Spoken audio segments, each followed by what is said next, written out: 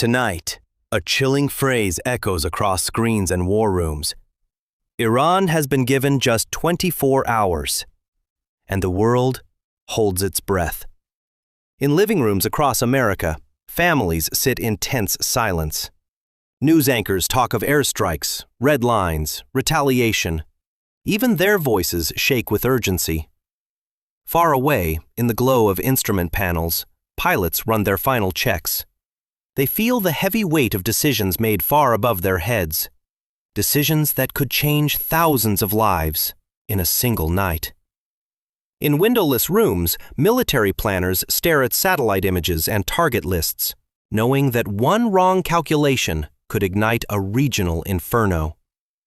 In Tehran, in Washington, in Tel Aviv, officials watch the same ticking clock, knowing that every hour lost could mean lives lost. Global markets tremble. Oil prices spike. On trading floors, anxious eyes follow the countdown like a slow-moving earthquake. On social media, fear travels faster than facts. Rumor, rage, and half-truths turn a complex crisis into a storm of panic and confusion. For ordinary Americans, the phrase, "just 24 hours," drags old ghosts back into the room. Memories of other nights when war felt one decision away. How did we get here? How did we come to the brink of one of the most devastating airstrikes ever considered? To understand this moment of fear, we have to go back. Back nearly half a century to a revolution that reshaped the map of the Middle East. In 1979, the Iranian Revolution toppled the Shah, a key U.S. ally. Overnight, Washington lost not just a partner, but a pillar of its regional strategy. That same year, the storming of the U.S. Embassy in Tehran and the hostage crisis burned distrust deep into the American mind. For 444 days, American diplomats were held captive. That trauma hardened public opinion against Iran for generations. In U.S. politics, Iran became more than a country.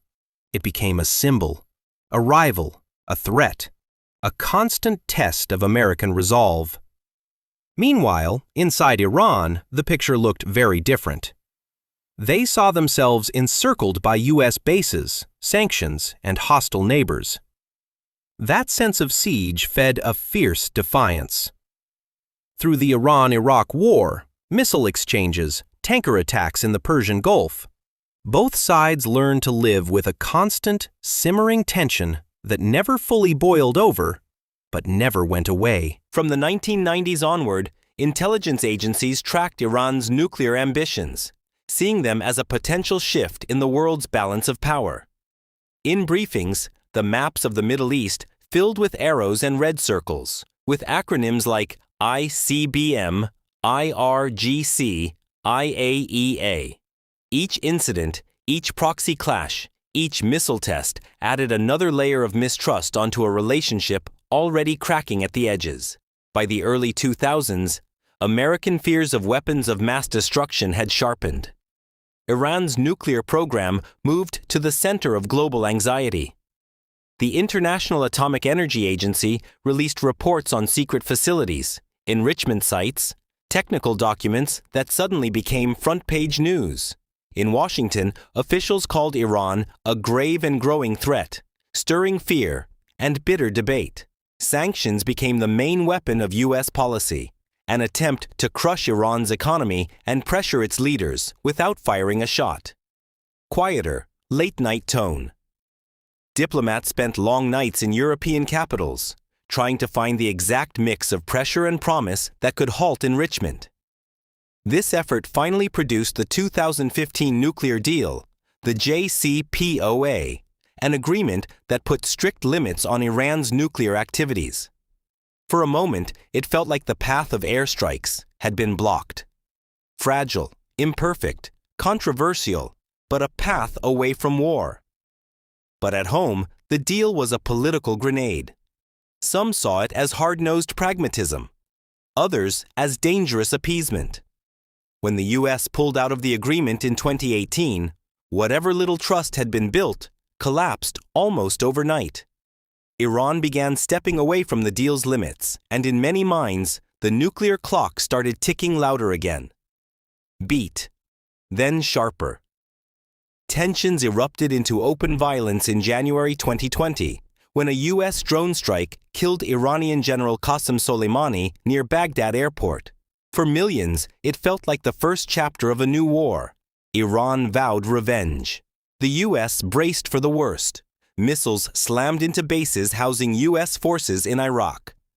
Both sides tried to walk a razor's edge, sending deadly messages without tumbling into full-scale war. In this high-stakes world, timelines are everything. Minutes for interception. Hours for decisions. Days, if you're lucky, for diplomacy.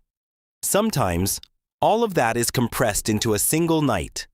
So when officials talk about giving a country 24 hours, they're not just giving time. They're sending a signal of urgency, of pressure, and of the looming shadow of force. Grave, measured. Behind that simple phrase are legal memos and war powers debates. Classified briefings to senators in rooms with no windows.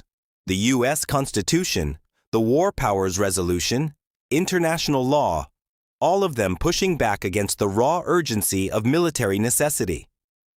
Generals put options on the table: limited strikes, infrastructure hits, decapitation missions.